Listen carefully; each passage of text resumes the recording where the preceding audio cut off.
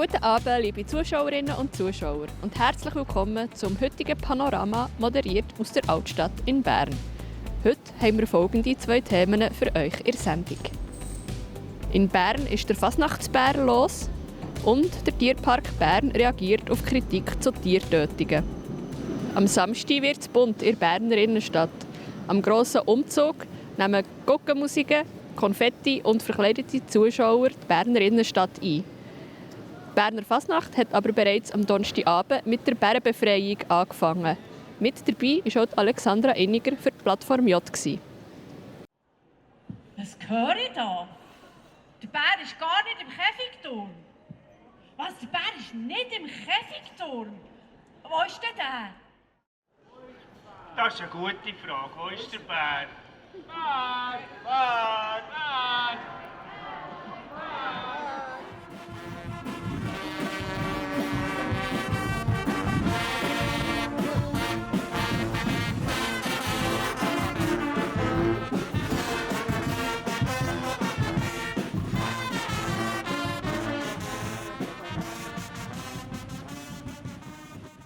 Fasnacht bedeutet mir, dass ich frei sein kann, ein Wochenende für mich und meine Probleme hinter mir lassen. Und vor allem Feste und Gemeinsamkeit. Narrenfreiheit. Das auch noch, ja. Das kommt. Genau. Ja, es ist halt immer wieder schön, wenn du alle siehst, die du hier hast kennengelernt hast. Es ist so eine grosse Familie, alle zusammen. Fasnacht ist einfach geil. Viel Leidenschaft, Kontinuität, Freundschaft, einfach Rambazamba. Für mich ist es das Zusammenkommen von Freunden, einmal im Jahr ganz ausgelassen feiern und besondere Zeit verbringen. Herzblut, ganz viel Herzblut. Ich mache Fasnacht, seit ich ein kleiner Knopf bin und das gehört echt dazu.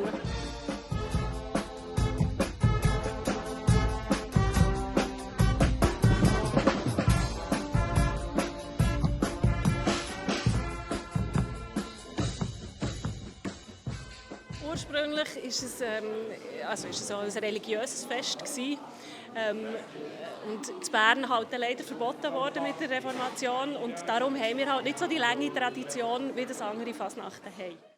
Ich weiss eigentlich nicht so, es macht halt mega Spass immer mit allen. Ja, ist es irgendwie so mit Fasten, ich weiß nicht, weißt du es? Also ich kann nur für mich sprechen. Es ist eigentlich ein Teil vor der Fastenzeit. Nach der Fasnacht oder Fasching in Deutschland beginnt die Fastenzeit, wo man dann enthaltsam lebt, wo man auf gewisse Dinge verzichtet und vorher hat man einfach nur gute Zeit miteinander und feiert noch. Ich glaube schon, so etwas. Jetzt ist ja da überall Ramadan und so. Also von dem her jetzt glaube ich mit dem vorher richtig feiern und dann im Anschluss... Darum feiern wir jetzt. Tschüss! Genau. Das weiss ich eigentlich nicht so genau. Ich glaube, es ist irgendetwas Religiöses oder Fastenzeit oder was auch immer. Aber es kommt schon gut. Prost! Tierisch geht es auch im zweiten Beitrag zu und her.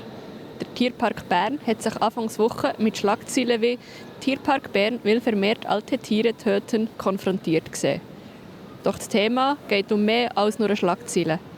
Der Max Saladin hat mit der Tierparkdirektorin Friederike von Hauwald über das komplexe Thema Artenschutz geredet.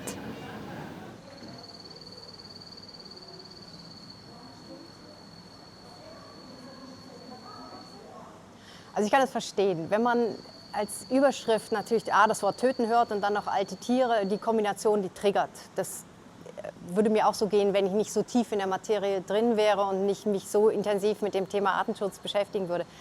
Ich glaube, was ich allen anraten würde, ist, sich wirklich für das Thema Artenschutz zu interessieren. Die Herausnahme von alten Tieren, um sie zu töten, damit man eine Population rettet, das passiert nicht so viel, wie man sich das vielleicht jetzt nach so einer Headline vorstellt. Es gibt sehr viele andere Maßnahmen, die man macht. Also man muss sich vorstellen, in der Natur passiert es auch, dass eine Population wächst.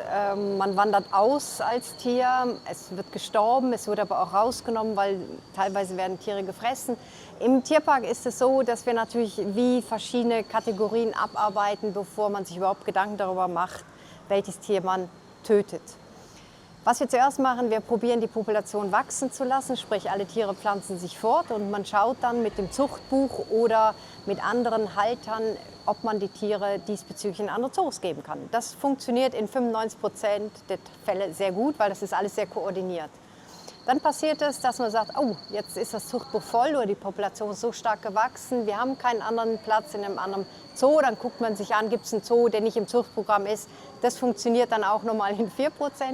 Und in ganz seltenen Fällen sagt man halt, nein, wir finden überhaupt keinen Platz. Und dann kann es sein, dass die Tiere eben auch hier im Nahrungskreislauf eingebunden werden. Sprich, die werden dann an unsere Raubtiere verfüttert.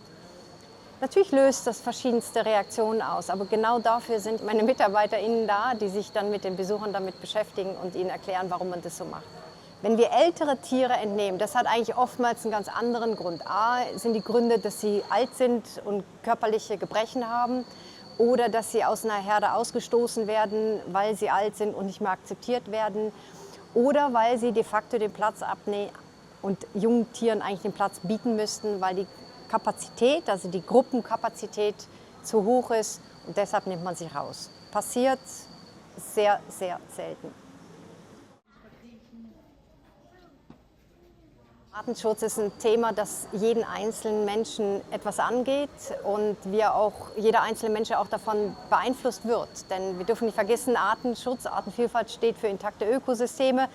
Und die Ökosysteme mit ihren Ökosystemleistungen wie viel Luft, gesunde Luft, gutes Wasser, guter Boden, von denen profitieren wir Menschen. Und natürlich ist es ein unglaublich vielschichtiges Thema. Aber wenn man einfach mal den Mut hätte, sich ehrlich mit dem Thema auseinanderzusetzen und Fragen zu stellen und sich da Antworten reinzuholen, das wäre schon viel. Das war es vom heutigen Panorama. Mehr Informationen zu den einzelnen Beiträgen findet ihr wie immer auf unserer App oder auf plattformj.ch. Jetzt geht es noch weiter zu den Kollegen von Meteor News, die euch erzählen, wie das Wetter das Wochenende wird. Ich sage schon mal merci fürs Zuschauen und wünsche einen ganz schönen Abend. Ich begrüße Sie ganz herzlich bei Ihrem Plattform J-Wetter für den Kanton Bern. Es freut mich sehr, schauen Sie vorbei. Ja, das Wochenende steht vor der Tür und da nimmt Sie das Wetter bestimmt besonders Wunder. Ob es mit dem Wundertütenwetter wie die letzten Tage weitergeht, das verrate ich Ihnen jetzt sehr gern. In der ersten Tageshälfte steht die Alpen Nordseite nur unter Einfluss von einer Warmfront. Es gelangt ins Nordwesten deutlich mildere und am Sonntag auch trockenere Luft zu uns. Der Süden, der bleibt wetterbegünstigt. Ja, am Samstagmorgen kann man ohne ein schlechtes Gewissen länger im Bett bleiben, denn wir starten mit vielen Wolken und zeitweise ein bisschen Regen. Richtung Oberland ist es häufiger nass mit Schnee ab 1000 Meter und die Temperaturen befinden sich am Morgen für die Jahreszeit im milden Bereich.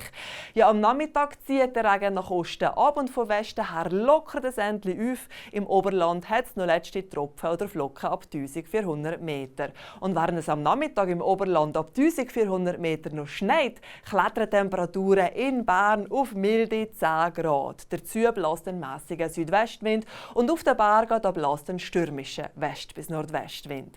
Ja, der Sonntag bringt uns einen freundlichen Mix aus Sonne, Wolken, das bei milden 13 Grad und nach einem wechselhaften Montag mit wenig Regen zündet dann der Frühlingsturbo. Vom Dienstag bis am Donnerstag wird es sonnig und mit bis zu 15 Grad warm. Highlight wird dann wohl der Mittwoch mit Alpenföhn liegen lokal 20 Grad drin.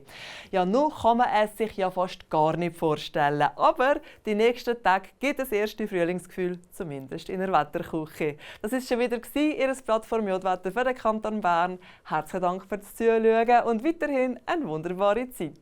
Ade miteinander.